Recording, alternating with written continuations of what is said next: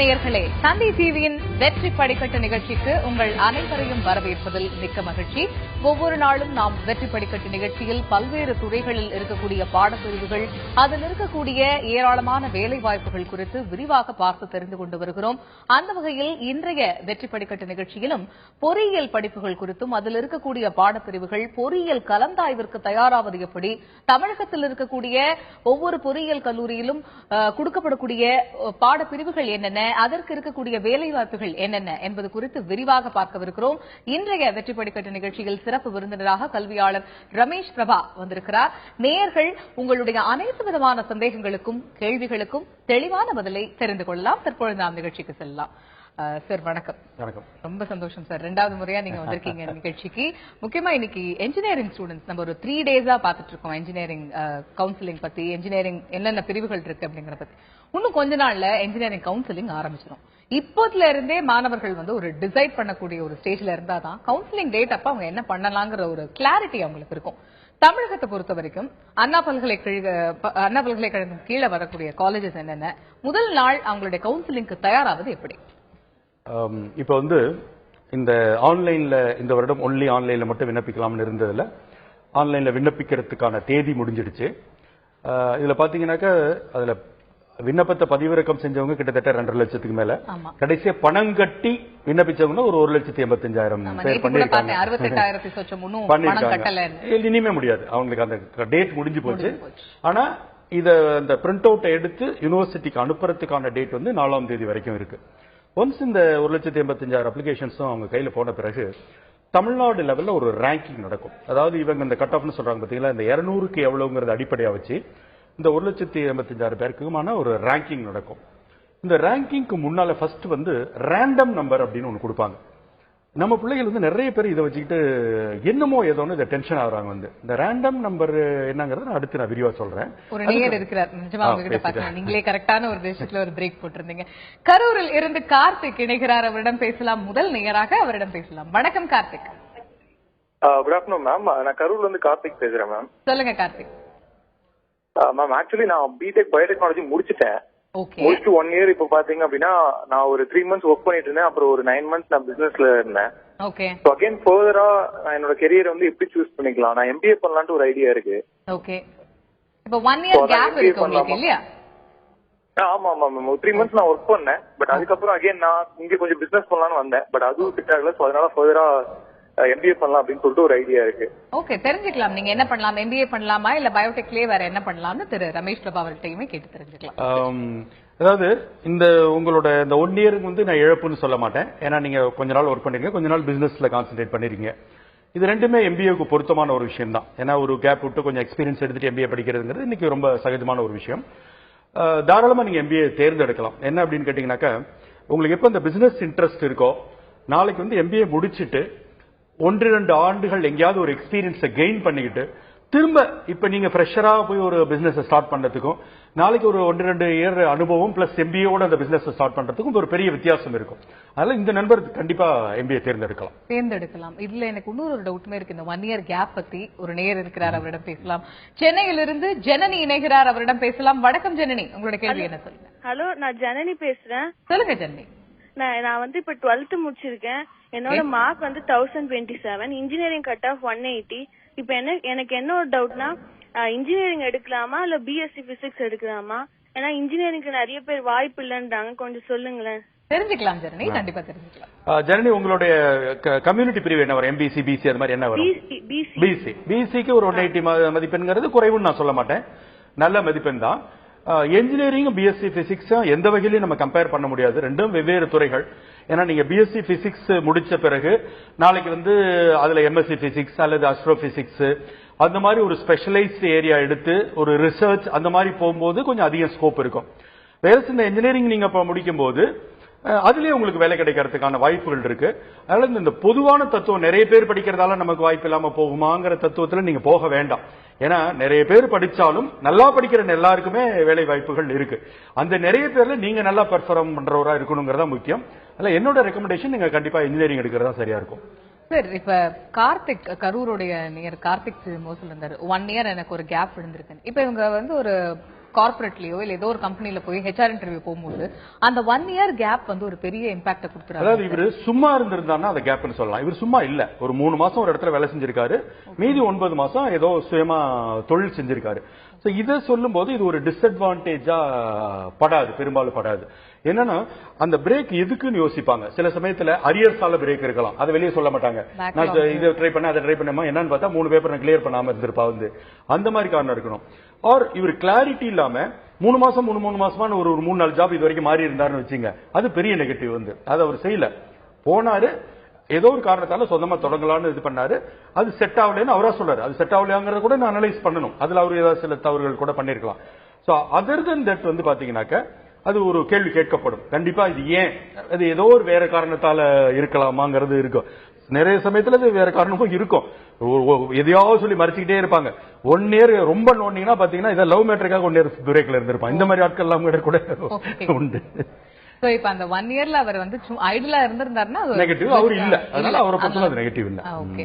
இப்ப நீங்க ரேண்டம் எண்கள் பத்தி சொல்லிட்டு இருந்தீங்க. இந்த ரேண்டம் நம்பர் என்னன்னாக்கா நம்ம பிள்ளைகள் எல்லாருமே அதை பார்த்துட்டு ஐயோ எனக்கு அதிகமா இருக்கு உனக்கு கம்மியா வந்திருக்குன்னு. இது எனக்கு தெரிஞ்சு இந்த ரேண்டம் நம்பர் உங்களுக்கு சம்பந்தமே இல்லை, அதை எடுத்துட்டு ஓரமா வச்சிடலாம். என்ன காரணம்னு கேட்டீங்கன்னா அது எங்க யூஸ் ஆகுது அப்படின்னு பாத்தீங்கன்னா, இப்ப இந்த கட் ஆஃப்னு சொல்றோம்.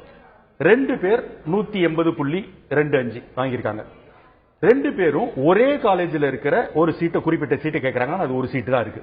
இப்ப இவரு 180.25, இவரு 180.25, 2 பேரும் எலிஜிபிள், ஆனா ஒரு சீட்டு தான் இருக்கு.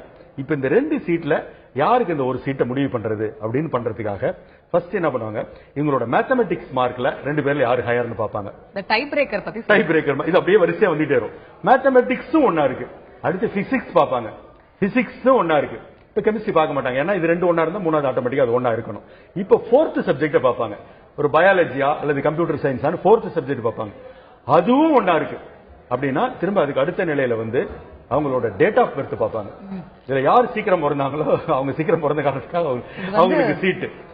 டேட் ஆஃப் பர்த்தும் ஒன்னா இருக்கு. இது உங்களுக்கே கொஞ்சம் காமெடியா படுது இல்ல.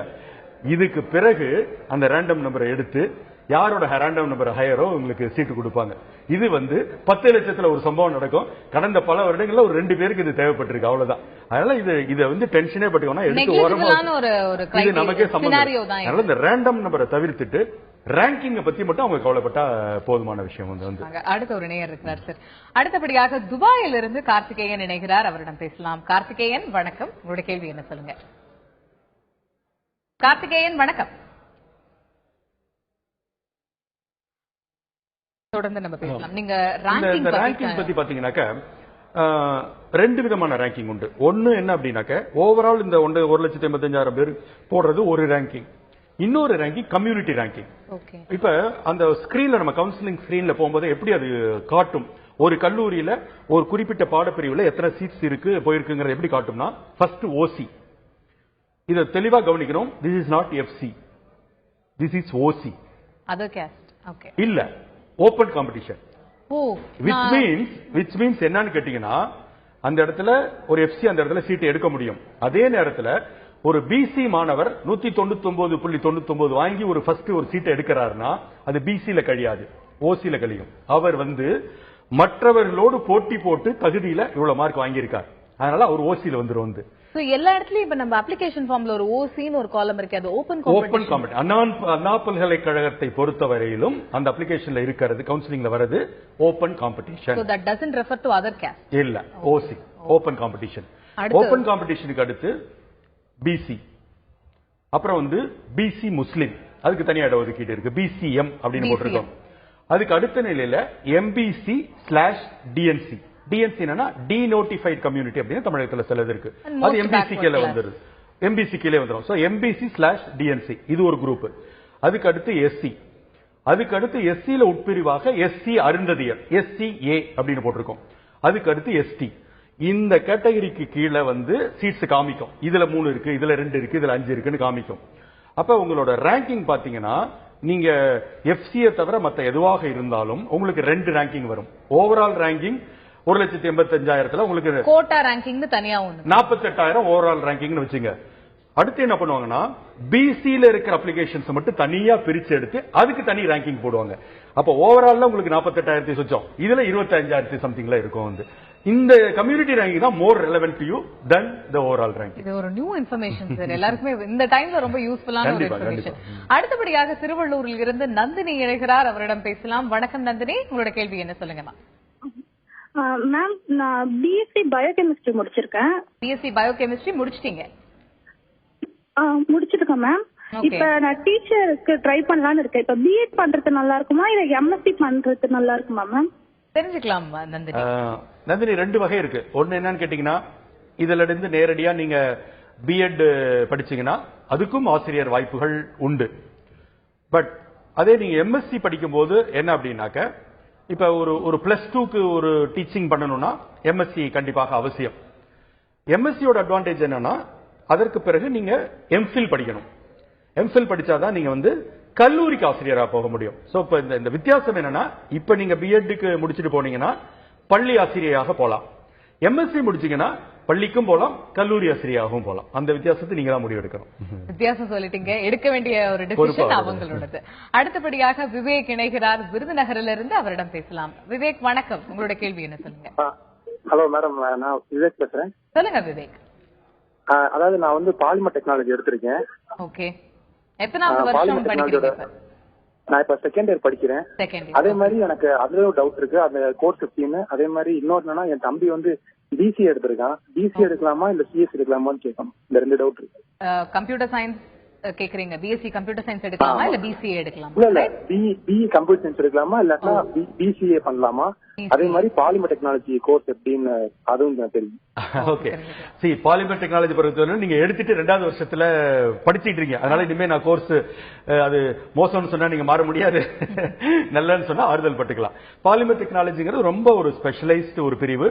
எப்படி நம்ம ஒரு கெமிக்கல் இன்ஜினியரிங்கிற ஒரு பொதுப்படை, ஃபார் எக்ஸாம்பிள் மெக்கானிக்கல்ல ஒரு ஏரோநாட்டிக்கல் ஆட்டோமொபைல் உட்பிரிவுகள் இருக்க மாதிரி, கெமிக்கல்ல ஒரு சிறந்த ஸ்பெஷலைஸ்ட் உட்பிரிவானது இந்த பாலிமர் டெக்னாலஜி. அதனால அது ஒரு நல்ல பிரிவை தேர்ந்தெடுத்திருக்கீங்க, அதுக்கு நல்ல எதிர்காலம் உண்டு. சோ அதை பத்தி நீங்க வருத்தப்பட வேண்டாம். தம்பியை பொறுத்தவரை நீங்க கேட்கறது பிஇ கம்ப்யூட்டர் சயின்ஸா பிசிஏவா அப்படின்னு கேட்கும்போது, நான் பிஇ கம்ப்யூட்டர் சயின்ஸ் ரெக்கமெண்ட் பண்ணுவேன். காரணம் என்ன அப்படின்னு கேட்டீங்கன்னா, பிசிஏ முடிச்ச உடனே திரும்ப அடுத்த சாய்ஸ் என்னன்னு பாத்தீங்கன்னா எம்சிஏ. எம்சிஏ பொறுத்தவரைக்கும் பிசிஏ படிச்சா நேரா 2வது வருஷம் சேர்க்கல, 2 வருஷம் தான். இப்ப மற்றவர்களுக்கு அது 3 வருஷம். கம்ப்யூட்டர் ரிலேட்டட் பண்ணும்போது 2 வருஷம் தான். அப்ப ஒன்லி திங் என்னன்னா, நீங்க பிஇ கம்ப்யூட்டர் சயின்ஸ் 4 வருஷம், அது 5 வருஷம் ஆயிடுது. பட் ஸ்லோலி இப்ப பாத்தீங்கன்னா கொஞ்சம் எம்சிஏ ஃபேட் அவுட் ஆயிட்டு வருது, கொஞ்சம் அன்பாப்புலர் ஆயிட்டு வருது. அதனால பிஇ கம்ப்யூட்டர் சயின்ஸ் எனக்கு ஒரு பெட்டர் ஆப்ஷன் என்னோட suggestion. BE computer science compared to that of BCA because opportunities அதிகமா இருக்கு. விழுப்புரத்தில் இருந்து சுகுணா இணைக்கிறார், அவரிடம் பேசலாம். வணக்கம் சுகுணா, உங்களோட கேள்வி என்ன சொல்லுங்க. ஹலோ மேடம், எங்க பையன் 146 கட் ஆஃப் எடுத்திருக்கான். சரி, இன்ஜினியரிங் இஎன்டி சேர்க்கலான்னு இருக்கோம். அதுக்கு சென்னையில கிடைக்குங்களா? இஎன்ஐ கிடைக்குமா? உங்களோட கேட்டகரி என்ன சுகுணா? BE madam. இல்ல பிஇ நீங்க எடுக்க போறது எம்பிசி பிசி அந்த மாதிரி. பிசி தெரிஞ்சுக்கலாம் சார். 140ங்கிறது கொஞ்சம் குறைவான மார்க் தான், அது ஒண்ணு அதிகம் நான் சொல்ல மாட்டேன். பட் ஆனா ஒரு விஷயம் என்னன்னா, நீங்க சென்னையில கிடைக்குமான்னு கேக்குறீங்க. சென்னையில படிக்கணும்னு ஆசைப்படுறது தப்பு இல்ல. சென்னைன்ற பேர்ல அதுல இருந்து ஒரு 2 கிலோமீட்டர் 2 மணி நேரம் பஸ்ல போயிட்டு தூங்கிட்டு காலையில சாயந்தரம் பஸ்ல தூங்கிட்டு வரதால எந்த பிரயோஜனமும் கிடையாது. நீங்க மாவட்டங்கள்ல உங்களுக்கு இதை விட நல்ல கல்லூரிகள் கிடைக்கணும்னால நீங்க தேர்ந்தெடுக்கலாம். ஏன்னா சென்னைக்கு இந்த 140ங்கிறது குறைவான மதிப்பெண் தான், இதை விட பெரிய போட்டிகள் இருக்கும். ஆனா சென்னைங்கிற பேர்ல ஒரு 2 மணி நேரம் கிட்டத்தட்ட விழுப்புரத்துக்கே டிராவல் பண்ணி கூட்டு போவாங்க. அதுக்கு நீங்க விழுப்புரம் சுற்று வட்டாரத்திலயோ இல்ல மாவட்டங்கள்ல என்ன நல்ல கல்லூரிகள் கிடைச்சுன்னா சேர்க்கலாம். கல்லூரி முக்கியம், பிரான்ச்சை பத்தி கவலைப்படாதீங்க. அவங்க இஎன்ஐ பத்தி பேசுறாங்க, நல்ல தரமான கல்லூரி தான் முக்கியம். அதுதான் இந்த ஒரு அட்வைஸ் நீங்க சொல்லும் போது எனக்கு கேட்கணும்னு தோணுது சார். நீங்க ரொம்ப வருஷமா இந்த மாதிரி ஸ்டூடெண்ட்ஸ் கவுன்சிலிங் நிறைய பண்றீங்க, நிறைய ஸ்டூடெண்ட்ஸ் நீங்க பாத்திருப்பீங்க. இந்த சென்னை கிரேஸ், இந்த மெட்ரோ கோயம்புத்தூர் மாதிரி இருக்கிற சிட்டிஸோட கிரேசினஸ் குழந்தை பசங்களுக்கு இருக்கா? கண்டிப்பா அங்க படிக்க நிறைய இருக்கு. அதுல என்னன்னாக்க ஓபன் அஜெண்டா சிலது இருக்கும், ஹிடன் அஜெண்டா நிறைய இருக்கும். ஓபன் அஜெண்டா என்னன்னாக்க, மெட்ராஸ் மாதிரி ஒரு இடத்துக்கு போனா இங்கிலீஷ் கத்துக்கலாம், அங்க இங்கிலீஷ் மீடியம் படிச்ச பசங்க நிறைய வருவாங்க, சிட்டில போனா நமக்கு எக்ஸ்போஷரா இருக்கும் அப்படிங்கறது ஓபன் அஜெண்டா. இது நல்ல நோக்கம். இது சென்னைக்கும் பொருந்தும், கோயம்புத்தூருக்கும் பொருந்தும். ஹிடன் அஜெண்டா என்னன்னா எங்கெங்க சுத்தலாம், என்னென்ன கம்பெனி கிடைக்கும், எந்தெந்த தியேட்டர் இருக்குது, எந்தெந்த பிக்னிக் ஸ்பாட்ஸ் இருக்கு, எங்க போனா ஜாலியா இருக்கலாம், இது வந்து வெளியில வராது. இது ஹிடன் அஜெண்டா. அது நட்பு வட்டாரத்துல மட்டும் பேசிக்கப்பட்டு அவங்களுக்குள்ள முடிவு பண்ணி வெளியில சொல்ற காரணங்கள்லாம் வேற இது அப்படிங்கிறது இருக்கும். இதுங்க எப்படின்னா கிளம்பி வரும் சென்னைக்கு வந்து ஃபர்ஸ்ட் இயர் வந்து நல்ல பிள்ளைகளை ஹாஸ்டல்ல தங்கி எல்லாம் ஆகும். ஃபர்ஸ்ட் செமஸ்டர்ல ஒரு கேங் ஆரம்பிக்கும். நம்ம வெளியில வீடு எடுத்தோம்னாக்க வீட்டுல ஒரு பைக் மட்டும் வாங்கிட்டோம்னா எப்படின்னு ஆரம்பிக்கும். அங்கதான் பிரச்சனை ஆரம்பிக்குது. அடுத்தபடியாக திருப்பூரில் இருந்து முரளி இணைகிறார். அவரிடம் பேசலாம். வணக்கம் முரளி, உங்களுடைய கேள்வி என்ன சொல்லுங்க. ஹலோ மேம், என் பேர் முரளி, திருப்பூர்ல இருந்து பேசுறேங்க மேம். சொல்லுங்க முரளி.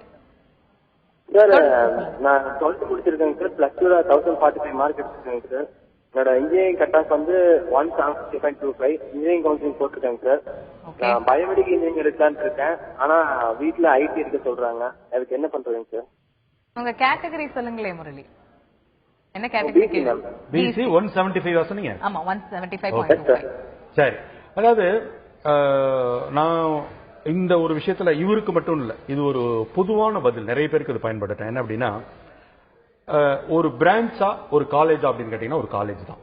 அதாவது ஒரு தரமான கல்லூரியில் இருக்க சுமாரான பிரான்ச்சுக்கு கூட வேலை கிடைச்சிரும். ஏன்னா அந்த கல்லூரிக்காக அந்த வேலை கிடைக்குது. நீங்க வந்து ஒரு குறிப்பிட்ட பிரான்ச் எது பெஸ்ட்னு நினைக்கிறீங்களோ அதை போய் ஒரு சாதாரண காலேஜில் எடுத்துட்டீங்கன்னாக்க அந்த காலேஜ் வேலை வாங்கி தர முடியாது. இதுதான் முக்கியம். என்ன பொறுத்தவரையிலும் பெரும்பகுதியான பிரான்சஸ் ஒண்ணு இந்த பக்கம் கோர் பிரான்சஸ் சொல்லிடுறோம், சிவில் மெக்கானிக்கல் அந்த மாதிரியானது. இந்த பக்கம் சர்க்கியூட் பிரான்சஸ் சொல்லும் போது சின்ன சின்ன வேறுபாடுகளை தாண்டி பெருசா இது கிடையாது. கம்ப்யூட்டர் சயின்ஸ், இசிஇ, இஎன்ஐ, ட்ரிபிள்இ இதெல்லாம் பாத்தீங்கன்னா ஒரு சில சின்ன சின்ன மைனர் வேறுபாடுகளை தவிர இன்க்ளூடிங் ஐடி பெரிய வேறுபாடுகள் கிடையாது. அடிப்படையில் எல்லாரும் இந்த கம்ப்யூட்டர் ரிலேட்டட் ஜாப்ஸுக்கு ஐடி கம்பெனிஸுக்கு போறாங்க. இதுதான் உண்மை. அதனால அதுல போய் பெரிய லெவல்ல குழப்பிக்க வேண்டாம். ஆனா ரொம்ப நுணுக்கமாக நான் பெட்ரோலியம் எடுக்கணும், ஃபேஷன் டெக்னாலஜி எடுக்கணும் அப்படின்னு போகும்போது அது ஒரு செப்பரேட் சாய்ஸ் ஆகுது. இப்ப இவர் வந்து பயோமெடிக்கல் கேட்கிறாரு. இந்த பயோமெடிக்கலை பொறுத்தவரை என்ன அப்படின்னு கேட்டீங்கன்னாக்க, சுருக்கமா சொல்லணும்னாக்க, இன்னைக்கு வந்து இவ்வளவு கார்பரேட் ஹாஸ்பிட்டல்ஸ் இருக்கு, இவ்வளவு மல்டி குரோர் ஸ்பெண்ட் பண்ணி எக்யூப்மெண்ட்ஸ் ஒரு ஸ்கேனர்ல இருந்து இதுல இருந்து எக்யூப்மெண்ட்ஸ் வாங்கி வைக்கிறாங்க. அப்ப இந்த எக்யூப்மெண்ட்ஸ் பொறுத்தவரையிலும் இது எல்லாமே இன்ஜினியரிங்ல ஃபங்க்ஷன் ஆகுது. ஆனா இது செயல்படுறது எல்லாம் மெடிக்கல் அடிப்படையில். அப்ப வந்து அந்த பயாலஜி உள்ள வந்துருது. அப்ப இவங்களுக்கு முழுசா எங்கன்னு கேட்டீங்கன்னாக்க, இந்த பயோமெடிக்கல் எக்யூப்மெண்ட்ஸ் தயாரிக்கிற விப்ரோ போன்ற நிறுவனங்கள்ல உங்களுக்கு வேலை வாய்ப்பு உண்டு, அல்லது கார்பரேட் ஹாஸ்பிட்டல்ஸ்ல வேலை உண்டு. அப்ப இது என்னன்னு கேட்டீங்கன்னாக்க, இதை ரெண்டு விதமா பார்க்கலாம். ஒன்னு வந்து கொஞ்சம் பேர் தான் இதை எடுக்கிறாங்க இந்த பிரான்ச், அதனால நமக்கு வேலை கிடைக்கும்னு எடுக்கலாம். இன்னும் வந்து இது ரொம்ப ஸ்பெஷலைஸ்டு, நம்ம இது வேலை கிடைக்கலன்னா வேற என்ன பண்றதுன்னு யோசிக்கலாம். பட் பயப்பட வேண்டாம், திரும்ப நீங்க ஐடி கம்பெனிக்குள்ள உள்ள போறதுக்கு இந்த பயோமெடிக்கலும் பேக்ரவுண்டா இருக்கும். அதனால தைரியமா துணிஞ்சு பயோமெடிக்கல எடுங்க, தப்பு இல்லை. இந்த மாதிரி ஒரு பயோமெடிக்கல், பயோடெக்னாலஜி, பயோஇன்ஃபர்மேட்டிக்ஸ் எல்லாம் ஸ்டூடெண்ட்ஸ் இப்ப அவங்க ஒரு ரிசர்ச் பண்ணி அவங்களே என்ன பண்ணணும்னு நினைப்பாங்க தெரியுமா? அதுல அந்த ரிசர்ச்ல அவங்க எடுக்கணுங்கிற ஒரு முடிவுக்கு வந்தாலும் பேரண்ட்ஸ் பயப்படுறாங்க. உண்மைதான். இதுல வந்து என்ன ஆகுமோ தெரியாது, இதுல எவ்வளவு கம்பெனி இப்ப இதுனா டிசிஎஸ், சிடிஎஸ், இன்ஃபோசிஸ் பட்டியலிட்டே போறாங்க, இதுல அப்படி எதுவும் இல்லையேங்கிற ஒரு பயம் வருது. அப்படி இருக்கக்கூடிய ஸ்டூடெண்ட்ஸ்க்கு நீங்க சொல்றாங்க. அதுல ஒரே ஒரு விஷயம் என்ன அப்படின்னு கேட்டீங்கன்னாக்கா, இந்த பட்டியல் இவங்க இடத்து கூட காரணம் என்னன்னு கேட்டீங்கன்னா, இந்த பிள்ளைகள் எல்லாருமே அடிப்படையில பாத்தீங்கன்னா மேத்ஸ், பிசிக்ஸ், கெமிஸ்ட்ரி, பயாலஜி எடுத்திருப்பாங்க. ஆனா மெடிக்கல் போக விருப்பம் இல்ல. ஆமா, அது சார்ந்த எந்த கோர்சஸும் போக விருப்பம் இல்ல. அப்ப அவங்க என்ன நினைக்கிறாங்கன்னா, நான் வந்து மேத்ஸ்ல 190 வாங்கியிருந்தாலும் பயாலஜிலயும் 190 வாங்கியிருக்கிறேன், அது இந்த எலிஜிபிலிட்டிக்கே ரெலவென்ட் இல்ல எனக்கு இன்ஜினியரிங்ல. பட் இருந்தாலும் அது சார்ந்த ஒரு துறை இருந்தா எனக்கு இன்னும் கொஞ்சம் இன்ட்ரெஸ்ட் அதிகமா இருக்குமே, அந்த காரணத்துல தான் ஒரு பயோடெக்னாலஜியோ அல்லது பயோமெடிக்கலோ பயோ இன்ஃபர்மேட்டிக்ஸ் எல்லாம் எடுக்கிறாங்க. சோ அவங்க நியாயமான காரணத்துல தான் தெரிவு பண்றாங்க. பட் நீங்க சொல்ற மாதிரி இந்த பெற்றோர்களும் இல்ல, மாணவர்களை கூட மற்ற பேர் பியர் குரூப் இன்ஃப்ளூயன்ஸ் பண்றது, எதுக்கும் இதை எடுத்துடலாம், எதுக்கும் அந்த எதுக்குங்கிறதுக்கு அவசியமே இல்லை. ஏன்னா அது ஏன் ஒரு பயம் வருது? ஏன்னு கேட்டீங்கன்னா ரெண்டு காரணம். ஒன்னு பெற்றோர்கள் அவங்களுடைய ஓரளவுக்கு அதை பத்தி அதிகம் தெரியாத ஒரு காரணம், ஒரு சேஃப்டிக்கு தான், நாளைக்கு ஏதாவது ஆயிடுமோன்ற பயப்படுறது. இன்னொன்னு இந்த பியர் குரூப் இருக்கு பாருங்க, ஃப்ரெண்ட்ஸ் என்னன்னு தெரியாமே கருத்து சொல்லிட்டு இருப்பாங்க, அதுதான் கொஞ்சம் நிறைய அதிகம். நான் ஒரே ஒரு விஷயம் சொல்றேன், என்ன தெரியுங்க கேட்டீங்களா, இந்த ஐடி கம்பெனிக்கு ஐடி சார்ந்த குரூப் படிச்சாலும் வேலை உண்டு, ஐடிக்கு சம்பந்தம் இல்லாத படிச்சாலும் வேலை உண்டு. அதனால நீங்க அதை தைரியமா இருக்கலாம். வந்து இப்ப இந்த கன்வென்ஷனல் கோர்சஸ் சொல்லப்படக்கூடிய இந்த எவர்கிரீன் பிரான்சஸ், இசி, ட்ரிபிள் மாதிரியான கோர்சஸ்க்குலாம் வந்து அந்த மாதிரியான ஸ்டூடெண்ட்ஸும் ஐடி கம்பெனிஸே ப்ரிஃபர் பண்றாங்களே சார். அப்ப அந்த கோர் கம்பெனிஸ் உடைய வேல்யூ வந்து என்ன நம்ம எடுத்துக்கிறது, ரொம்ப ஃபில்டர் பண்றாங்களா ஸ்டூடெண்ட்ஸ்? இல்ல, நான் என்ன சொல்லுவேன்னா, இது அதர்வே இவங்க ப்ரிஃபர் பண்றாங்கறத விட இவங்களுக்கு அதான் கிடைக்குது, அதான் உண்மை. ஏன்னா இதனோட பாப்புலேஷன் ஹை. நான் வந்து பல சமயங்கள்ல சொல்லுவேன், ஏன் இசி இவ்வளவு பேர் எடுக்கிறாங்க, ஏன் ஐடி இவ்வளவு பேர் எடுக்கிறாங்க, ஏன் ட்ரிபிள் எடுக்கிறாங்கன்னா இதுல அவங்க எடுக்கிறதுக்கு வேற எந்த காரணமுமே கிடையாது. நான் சொன்ன இந்த 572 காலேஜஸ்ல இந்த 5 to 6 பிரான்ச் மட்டுமே கிட்டத்தட்ட 90,000 இருந்து 1 lakh சீட்ஸ் இது மட்டுமே கன்சியூம் பண்ணுது. அப்ப ஆட்டோமேட்டிக்கா இவங்க இதான் எடுத்து ஆகணுங்கிறதா பல சமயங்கள்ல நிர்பந்தமே தவிர இவங்க சாய்ஸ் பெருசா கிடையாது. மொத்தம் வெறும் 6 பிரான்ச் மட்டுமே கிட்டத்தட்ட ஒரு 80,000-90,000 சீட்ஸ் ஆக்குப்பை பண்ணுது. நீங்க 572 காலேஜஸ்ல பாத்தீங்கன்னா 500 பிளஸ்ல மெக்கானிக்கல் மட்டுமே இருக்கு. திரும்ப 490 பிளஸ்ல பாத்தீங்கன்னா கம்ப்யூட்டர் சயின்ஸ் ஈஸி. ஆனா மெக்கானிக்கல் சிவில் படிச்சவங்க ஐடில உட்கார்ந்துட்டு இருக்காங்க. ஏன்னா அவங்களுக்கு திரும்ப வந்து அந்த அளவுக்கான மேனுஃபேக்சரிங் இண்டஸ்ட்ரீஸோ அந்த அளவுக்கு டைரக்டா அவங்களுக்கான வாய்ப்புகளோ குறைவு ஒண்ணு. இன்னொன்னு, இந்த பையன் மெக்கானிக்கல் எடுத்துட்டு அதுக்கு பிறகு போய் அந்த ப்ரொடக்ஷன் ரிலேட்டட்ல இன்வால்வ் பண்றதுக்கு இவன் வைக்கப்படுறான். இவன் என்ன பண்றான், கம்பேர் பண்றான். அங்க வந்து ஒயிட் காலர் உட்காந்துட்டு ஸ்டைலா இது பண்ணிட்டு இருக்கான். இங்கே நான் கிரீஸ் பக்கத்துலயும் மெஷின் பக்கத்துலயும் நான் நின்றுட்டு இருக்குன்னு இவனை அதை குறைவா நினைக்க ஆரம்பிக்கிறான். இவன் லைஃப் ஃபுல்லா அங்க இருந்துட்டு போற கிடையாது. இதை கத்துக்கிட்டானா நாளைக்கு மேனேஜர் கேட்டர் போய் உட்காரலாம். சோ அதை அவங்க எடுத்துக்கிற பக்குவம் தான். அதே சில பேர் வந்து நாளைக்கு நான் மேனுபேக்சரிங் இண்டஸ்ட்ரி ஆரம்பிக்க போறேன், எனக்கு இதை கத்துக்கணும்ன்றவன் தாராளமா எடுத்துக்கிறான். நிச்சயமாக. அடுத்தபடியாக நங்கநல்லூரில் இருந்து நாகராஜன் இணைக்கிறார், அவரிடம் பேசலாம். வணக்கம் நாகராஜன், உங்களோட கேள்வி. ஹலோ சார், நான் 12th முடிச்சிருக்கிறேன். ஓகே. மைக்ரோபயாலஜி எடுத்திருக்கிறேன். ஓகே. அது மேற்கொண்டு வேற மைக்ரோபயாலஜி முடிச்சு அதுக்கு ஜாப் எப்படி, இப்ப நீங்க மேற்கொண்டு வேற ஏதாவது படிக்க வேண்டிய இருக்குமா? ஃபர்ஸ்ட் இயர் மைக்ரோபயாலஜி போக போறீங்க. பிஎஸ்சி மைக்ரோபயாலஜி கரெக்டா? BSc microbiology. அதான் பிஎஸ்சி மைக்ரோபயாலஜி. பிறகு ஒரு காலத்துல நமக்கு பாத்தீங்கன்னாக்க பயாலஜிங்கிற ஒரு பொதுப்படையான பாடப்பிரிவு தான். இந்த பிஎஸ்சி பயாலஜி தாண்டி எதுவும் கிடையாது. இன்னைக்கு மைக்ரோபயாலஜி, பிளான்ட் பயாலஜி, அது மாதிரி நிறைய அதுல உட்பிரிவுகள் வந்துருச்சு. இதுல என்ன ஒரு அட்வான்டேஜ்னா, இந்த மைக்ரோபயாலஜியோட அடுத்த நிலை அப்படிங்கிறது, நீங்க வந்து எம்எஸ்சில இன்னொரு ஸ்பெஷலைஸ்ட் பிரான்ச் போலாம். அப்புறம் வந்து ரிசர்ச்ல இதுக்கு அதிக ஸ்கோப் இருக்கு. நீங்க டீச்சிங் மட்டும் தான் போகணும்னு அவசியம் கிடையாது. இதுல வந்து இன்னைக்கு வந்து சயின்ஸ் அண்ட் டெக்னாலஜில வந்து கணிசமான அமௌண்ட் வந்து ரிசர்ச்சுக்காக ஒதுக்கப்படுகிறது. அப்ப மைக்ரோபயாலஜி சார்ந்த ரிசர்ச் ஓரியன்டேஷன் இவர் எடுத்துக்கிட்டாருன்னா அதுல வந்து ரிசர்ச் காலகட்டத்திலே ஸ்டைபண்டுகளும் நல்ல பணமும் உண்டு, அதுக்கு பிறகு நல்ல வாய்ப்புகளும் உண்டு. ஆர்என்டில நிறைய பண்ண முடியும். அடுத்தபடியாக வேலூரில் இருந்து கோகுல் இணைக்கிறார், அவரிடம் பேசலாம். வணக்கம் கோகுல், உங்களோட கேள்வி என்ன சொல்லுங்க. ஹலோ சார், நான் வேலூர்ல இருந்து கோகுல் பேசுறேன். சொல்லுங்க கோகுல். நான் வந்து இப்போ எனக்கு வந்து 175.75 கட் ஆஃப் வருது, இன்ஜினியரிங் கட் ஆஃப். நான் பிசி கோட்டா எடுக்கிறேன். நான் ட்ரிபிள் எடுக்கலாமா இல்ல மெக்கானிக்கல் எடுக்கலாமா? இந்த ரெண்டுத்துல எது பெஸ்ட்னு தெரியணுங்க. அதான் நான் சொல்லுவேன், நான் என்ன பொறுத்தவரை எல்லா பிரான்ச்சுமே பெஸ்ட். மட்டமான பிரான்ச் அப்படிங்கிறது ஒன்றும் கிடையாது. வந்து அதுக்கு இருக்கிற வாய்ப்புகளை தேட வேண்டியது நம்மளுடைய பொறுப்பு, அவ்வளவுதான். இப்ப வந்து நான் முதல்ல சொன்ன பதிலே தான், இந்த 2 பிரான்ச்சுங்கிறத விட இந்த மாணவரோட மதிப்பெண்ணுக்கு அந்த கவுன்சிலிங் வர நேரத்துல என்ன நல்ல காலேஜ் கிடைக்குது, அந்த நல்ல காலேஜ்ல மெக்கானிக்கல் அவைலபிளா இருந்தா மெக்கானிக்கல் எடுக்கட்டும், அந்த நல்ல காலேஜ்ல ட்ரிபிள் அவைலபிளா இருந்தா ட்ரிபிள் எடுக்கட்டும், அந்த நல்ல காலேஜ்ல ரெண்டுமே அவைலபிளா இருந்தாக்க 2 டிஃபரெண்ட் எக்ஸ்ட்ரீம்ஸ். இது வந்து மேனுபேக்சரிங், ப்ரொடக்ஷன், மெஷினரிங்கிற இந்த ஒரு லெவல். இது வந்து அதே விஷயத்துல எலக்ட்ரிக்கல் அண்ட் எலக்ட்ரானிக்ஸ் சார்ந்த ஒரு விஷயங்கள், அவ்வளவுதான். இன்னைக்கு வந்து ரெண்டையுமே தனித்தனியா பிரிக்க முடியாது. இதுவும் இணைஞ்சிருச்சு. ஒரு காலத்துல பாத்தீங்கன்னா மெக்கானிக்கல்ங்கிற தனி, எலக்ட்ரானிக்ஸே இல்லாத எலக்ட்ரிக்கல் காலகட்டம் இருந்தது. இன்னைக்கு 2 இன்டர்லிங்க்டு. அதனாலதான் இதுல பாதி உடைச்சு மெக்கட்ரானிக்ஸ் ஒரு பிரான்ச் உருவாக்கி இருக்கிறாங்க. அதனால இன்னைக்கு எதுவுமே 2 தனியா பிரிக்க முடியாது. அது அந்த நேரத்துல ஒரு டிசைட் பண்ண ஒண்ணு பெரிய மாறுதல் ஒண்ணு கிடையாது. காலேஜ்க்கு மட்டும் இம்பார்ட்டன்ஸ். அதுதான் திரும்ப ஒரு விஷயம். நாமக்கல்லில் இருந்து சுரேகா இணைக்கிறார், அவரிடம் பேசலாம். வணக்கம் சுரேகா, உங்களோட கேள்வி என்ன? ஹலோ. வணக்கம். ஹலோ மேம், நான் சுரேகா பேசுறேங்க மேம், நாமக்கல்ல இருந்து. சொல்லுங்க சுரேகா. என்னோட இன்ஜினியரிங் கட் ஆஃப் வந்து 194.25 வருதுங்க மேம். ஓகே. எனக்கு நல்ல காலேஜ் கிடைக்குமா, ட்ரிபிள் இல என்ன வேல்யூ இருக்குது, அடுத்த ஸ்கோப் என்ன அப்படின்னு தெரிஞ்சுக்கணும் மேம்.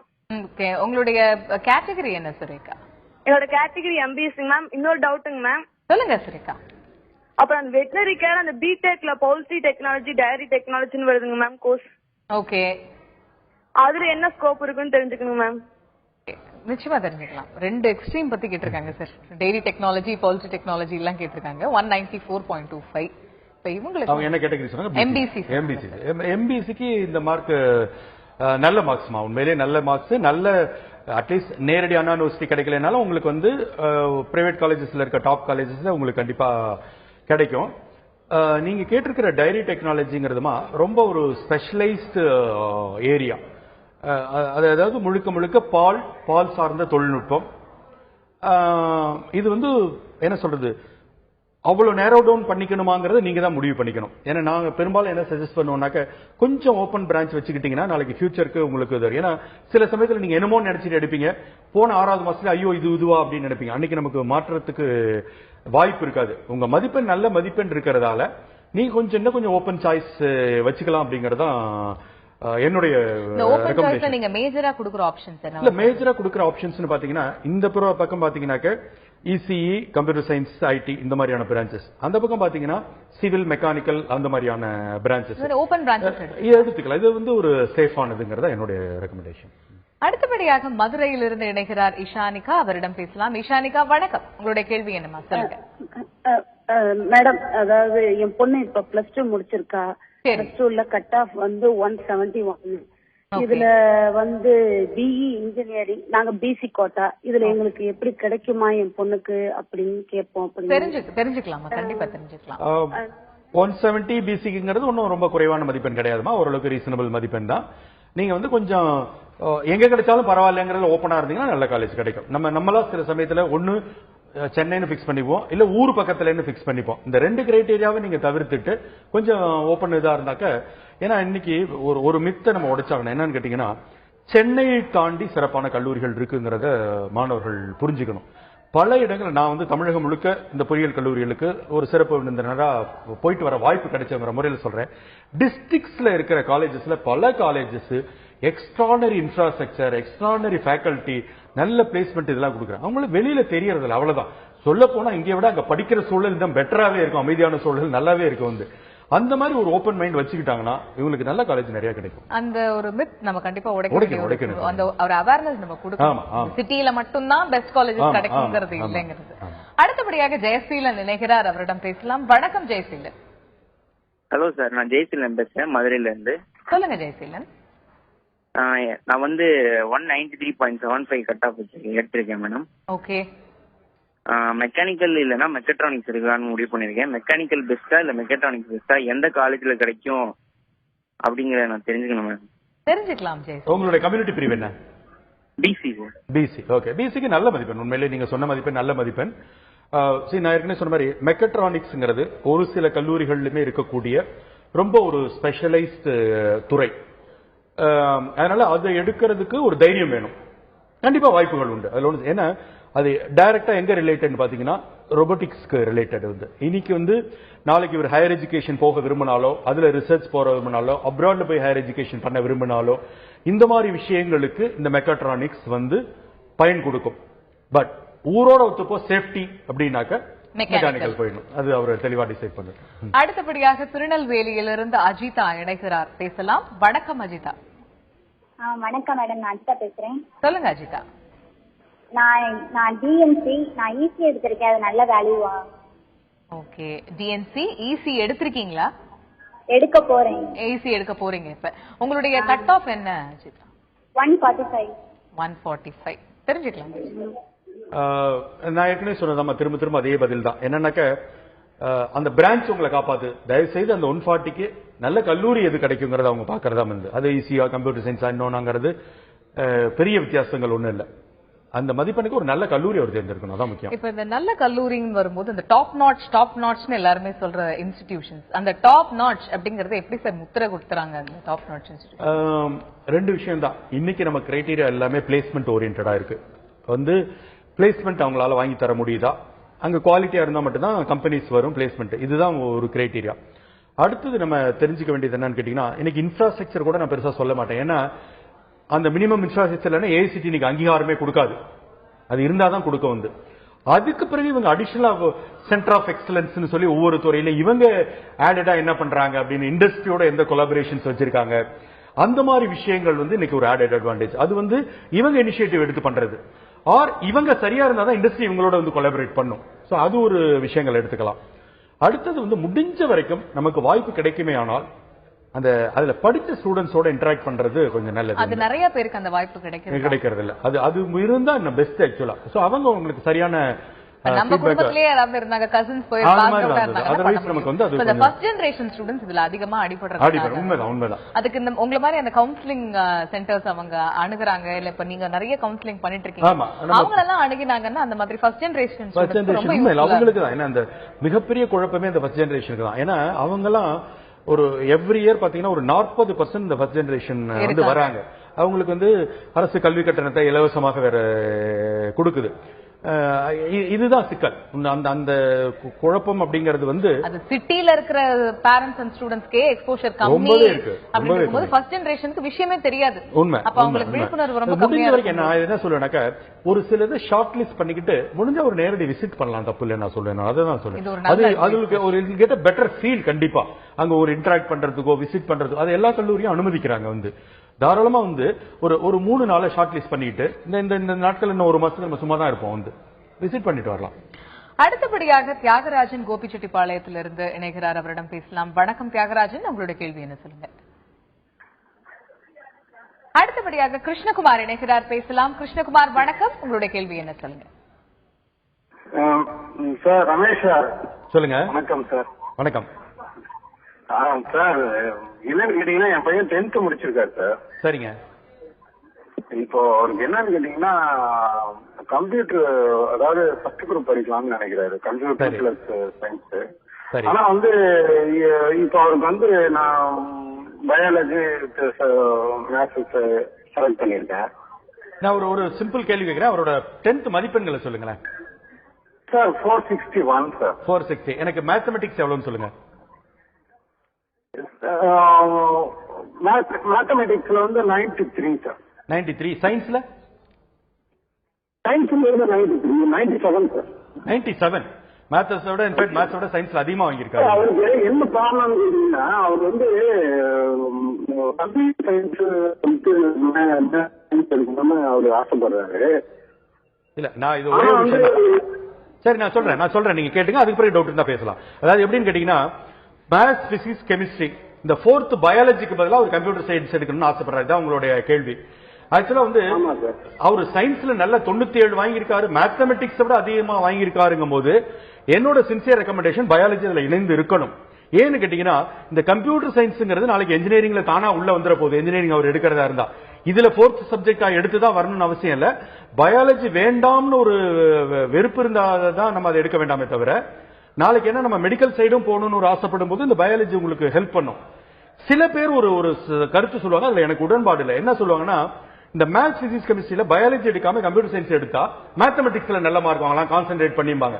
அப்படி எடுத்துட்டு கடைசியில 2லயும் கம்மியா வாங்குற ஆட்கள் நிறைய இருக்குது. வந்து அதனால மேத்ஸ், பிசிக்ஸ், கெமிஸ்ட்ரி, பயாலஜி எடுக்கிறது எனக்கு நல்லதா படுது. கம்ப்யூட்டர் சயின்ஸ் எப்ப வேணாலும் நம்ம காலேஜ்ல கூட வந்துக்கும், அது ஒரு பெரிய பிரச்சனையே இல்லை. சரிங்களா? அடுத்தபடியாக மேட்டூரில் இருந்து கோகிலா இணைகிறார், பேசலாம். வணக்கம் கோகிலா. கோகிலா வணக்கம். மேம் சொல்லுங்க கோகிலா. மேம் என் தம்பி வந்துட்டு 153 கட் ஆஃப் வாங்கியிருக்காங்க மேம் இன்ஜினியரிங்க்கு. சரி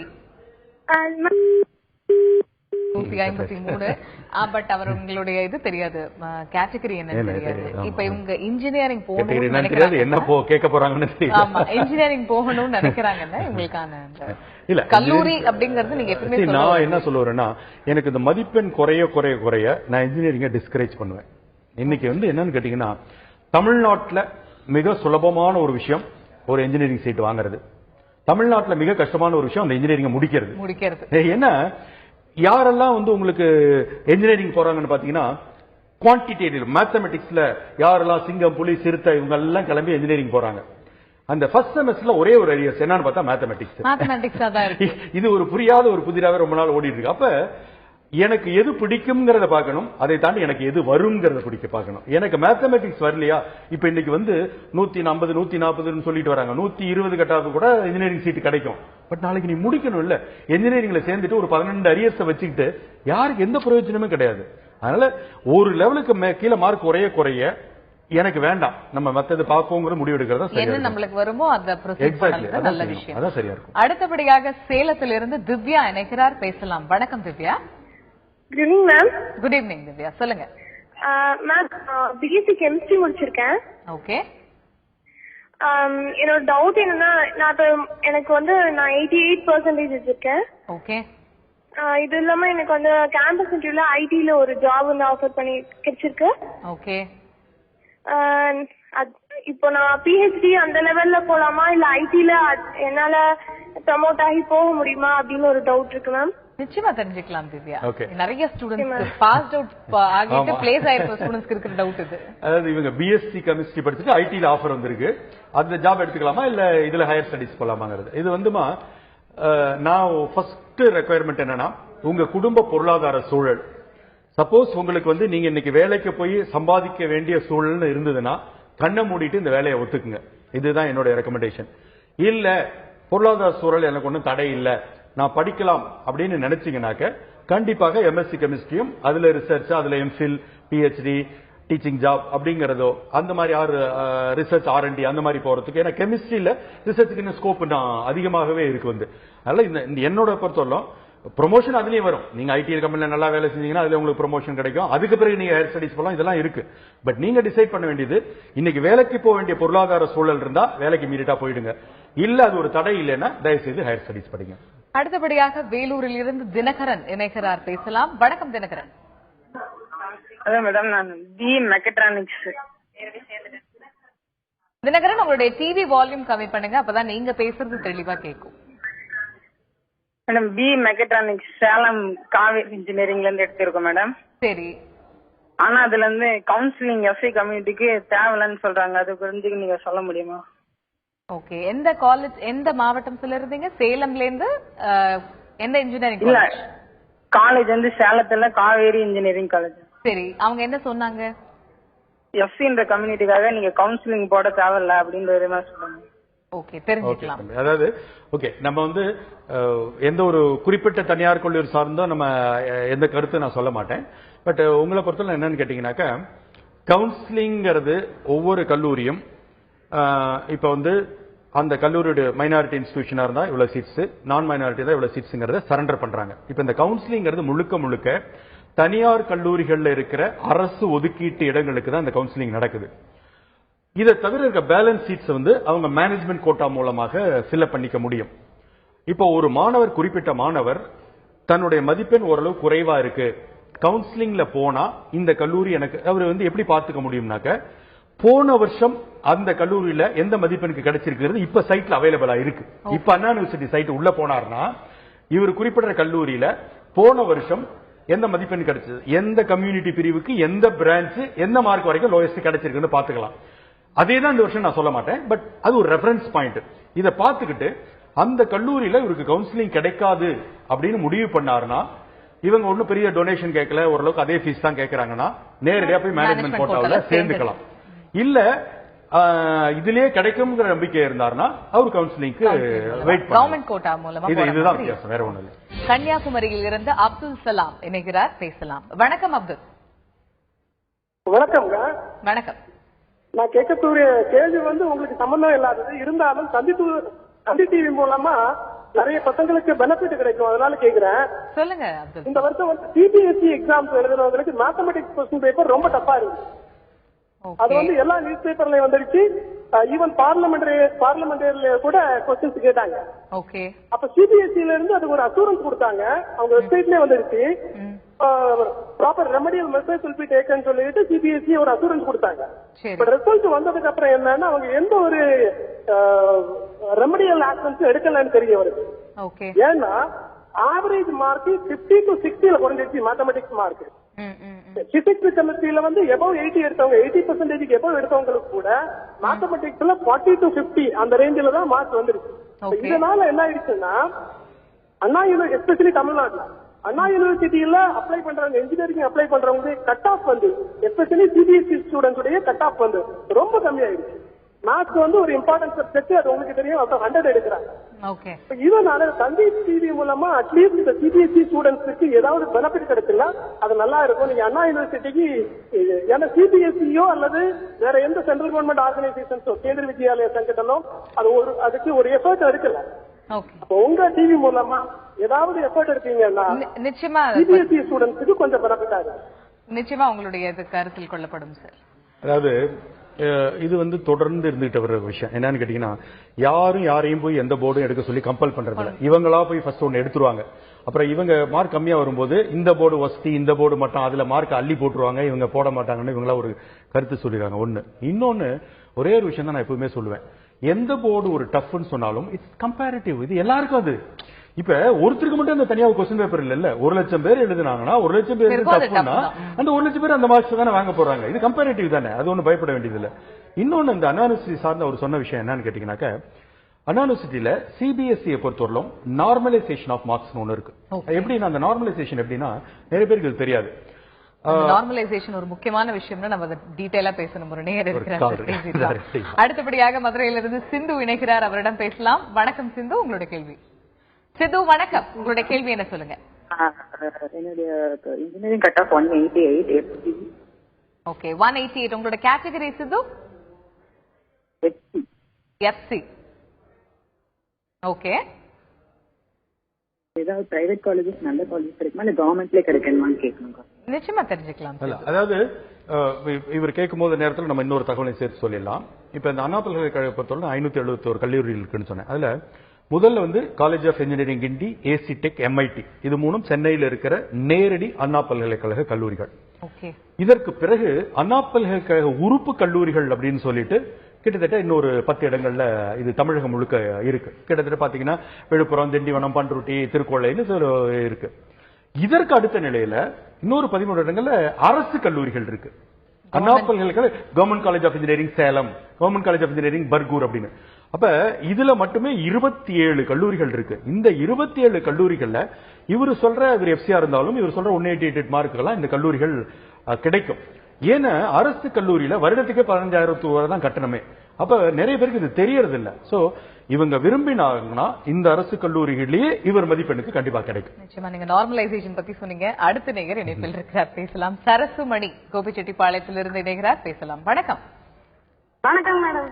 வணக்கம், சொல்லுங்க. என் பையன் பேர் பிரபாகரங்க. சொல்லுங்க. 197.75 எடுத்திருக்காங்க கட் ஆஃப்ங்க, இன்ஜினியரிங் கட் ஆஃப்ங்க. ஓகே. அவனுக்கு பிஹெச்டி காலேஜ்ல இசிஇ கிடைக்குங்களான்னு சார். உங்க இப்ப என்ன பிரிவு நீங்க? நாங்க பிசி. ஓகே. நீங்க வந்து நான் தான் ஏற்கனவே சொன்ன மாதிரி நான் எந்த ஒரு தனியார் கல்லூரியும் சொல்லி அதுல கிடைக்கும் கிடைக்காது சேருங்கன்னு சொல்லக்கூடாது.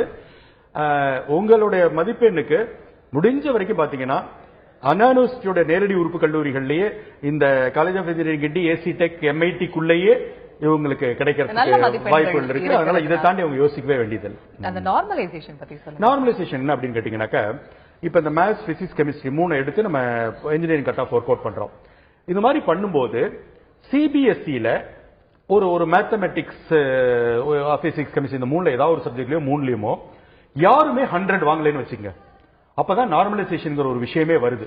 இப்ப யாராவது ஒருத்தர் 100 இந்த சப்ஜெக்ட்ல வாங்கிட்டாலும் நார்மலைசேஷனுக்கு வேலையே இல்ல. தியரிட்டிக்கல் சிச்சுவேஷன் வச்சுக்கோ, இதை ஏதாவது ஒரு சப்ஜெக்ட்ல ஒருத்தர் ஹையஸ்டே 90 தான், கண்ட்ரி முழுக்க சிபிஎஸ்இல ஹையஸ்டே 90 தான் அப்படின்னு வச்சுக்கோ. இந்த குறிப்பிட்ட மாணவர் 60 வாங்கியிருக்காருன்னு வச்சுக்கோ. இப்ப என்ன பண்ணுவாங்கன்னா அந்த 90 100 ரெஃபரன்ஸ் எடுத்துக்குவாங்க. இவரோட 66 உயரும், 100க்கு கன்வெர்ட் பண்ணிடுவாங்க. இதுதான் நார்மலைசேஷன்ங்கிறது. இது யாரும் 100 எடுக்கலைன்னா மட்டும்தான் இந்த அவசியம் வருமே தவிர யாராவது ஒருத்தர் 100 எடுத்திருந்தாலும் இது டஃப்ங்கிற வாதத்தை நம்ம வைக்க முடியாது. அடுத்தபடியாக திருச்சியிலிருந்து பிரகாஷ் இணைகிறார், பேசலாம். பிரகாஷ் வணக்கம். பிரகாஷ் வணக்கம். பிரகாஷ் இணைப்பில் இருக்கீங்களா? ஓகே சார், இப்ப நீங்க நார்மலைசேஷன் பத்தி சொல்லிருந்தீங்க. இப்ப இருக்கக்கூடிய இந்த ஸ்டூடெண்ட்ஸ் வந்து இன்ஜினியரிங்ல சேர்றதுக்கு முன்னாடி அந்த காலேஜ் கோர்ஸ், இது எப்பயுமே நீங்க ஸ்ட்ரெஸ் பண்ணி சொல்லக்கூடிய ஒரு விஷயம், காலேஜ்க்கான இம்பார்ட்டன்ஸ் தான் கொடுக்கணும் அப்படின்னு.